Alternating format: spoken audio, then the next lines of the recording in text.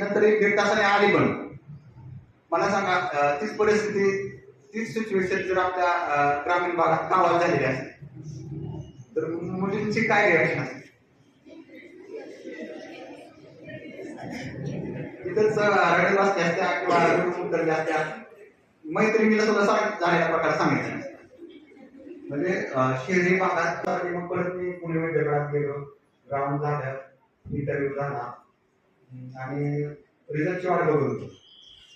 Result लागणार होता पण परत ईडब्ल्यूएस आरक्षण मराठा आरक्षण रद्द झाल्यामुळं ईडब्ल्यूएस जरा मॅटर कोर्टात चालला होता आणि माझा रिझल्ट लागला डिसेंबर 2023 ला. डिसेंबर ते आता हे डिसेंबर 24 एक वर्ष माझं ट्रेनिंग झालं आणि एक महिना झाला मी मुंबईमध्ये भांडूप पोलीस स्टेशनला माझं पहिलं पोस्टिंग झालेलं आहे.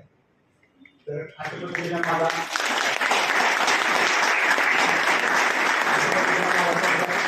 प्रवास होता. सरांनी सांगितलं की आज निर्भय कन्या विषयावर तुम्हाला मार्गदर्शन करायचंय.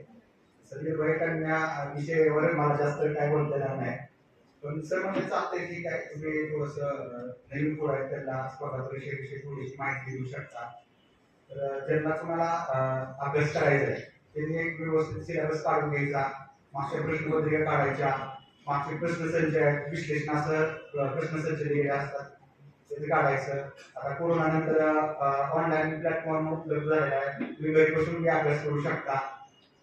पण सुरुवातीला मी म्हणतोय की एक वर्ष तरी तुम्ही पुण्याला अभ्यास केला पाहिजे, कारण तिथला सुरुवात कशी होती, दिवसाची सुरुवात ती आपल्याला बैठकीची सवय नसते, ती एक सवय लागून जाईल आणि प्रत्येक लायब्ररीला गेलं तर तिथं 2-4 पोरं तरी असं भेटणार की पोस्ट होल्डर आहेत किंवा त्यांनी मेन्स दिलेले आहेत, ज्यांचा अनुभवाचा आपल्याला फायदा होतो, त्याच्याकडून आपल्याला न सांगताच आपल्याला गोष्टी बऱ्याच शिकायला मिळतात.